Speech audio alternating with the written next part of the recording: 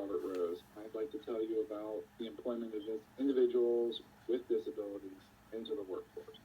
There's been an increased focus on this in the news throughout society in recent years, so I'd like to provide you a brief history about the activists and the legislation and the groups involved in this and how they are transitioning and becoming working members of society. One of the early activists, his name was Ed Roberts. He was paralyzed at the age of 14 because he had polio. However, he became the first severely disabled student at the University of California, Berkeley, and also established the first of its kind program that was federally funded for severely disabled individuals. Other famous advocates that everybody would probably recognize the names of is the Kennedy family. One of the daughters of the Kennedy family had mental retardation, JFK's little sister. So he and his sister Eunice became huge advocates, as well as many other family members throughout the generations. Eunice established in 1968 the Special Olympics, which is still going today and still very actively run by the Kennedy family and their descendants.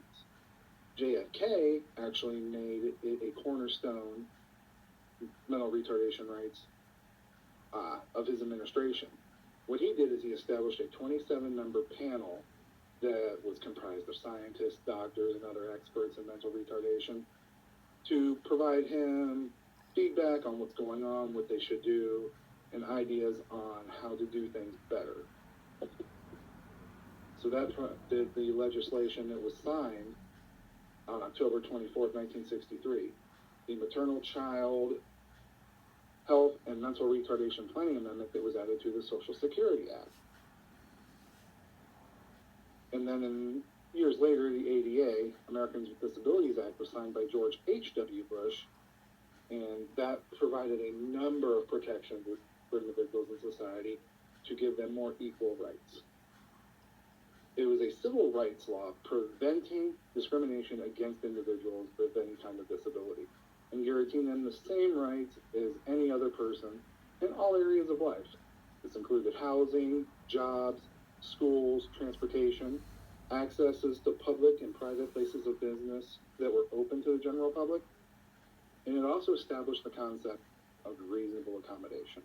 A reasonable accommodation is simply providing an adaptive device for somebody to use to be able to do the same job as someone else. Quick example, a wheelchair ramp to get over some stairs, or if you were required to stand for a job, but you have some kind of disability that prevents that from occurring for long periods of time, they can provide you a stool. It's something designed not to put the employer out too much, but to provide the assistance that a disabled person needs to do the same work that they are qualified to do. Individuals with disabilities have become a large part of the workforce, and the targeted groups of that are disabled veterans, those with intellectual and mental retardation, those kind of disabilities, mental health, and just general physical disabilities. Now, there are a number of initiatives that have been put into place by the government to help get these folks into the workforce. Here's a few that we're going to talk about right now. EARN. It is the Employer Assistance and Resource Network. It provides strategies for hiring, training, and advancing individuals with disabilities and careers. WRP, the Workforce Recruitment Program.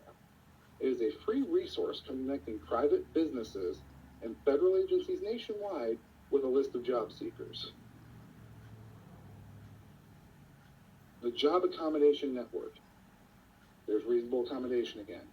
This initiative provides free advice to businesses on how to establish reasonable accommodations to employ disabled individuals. The government also sweetens the pot a little bit here with the Work Opportunity Tax Credit, which every business is looking to save money on taxes, and this is a big motivation for businesses to hire individuals with some disabilities.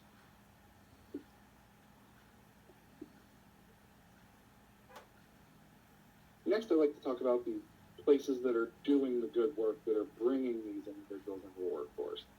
You have your local habilitation, vocational training centers. They are providing the skills needed for these individuals to get on the society and find jobs. Another one is hiring our heroes. Hiring our heroes has put 31,000 veterans and their spouses to work, many disabled, and they have partnered with 2,000 companies with the goal and guarantee of placing 710,000 veterans with and without disabilities in the coming years.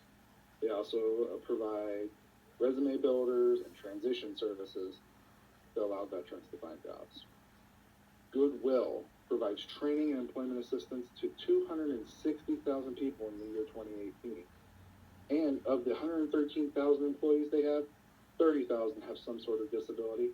That's 27% of their workforce.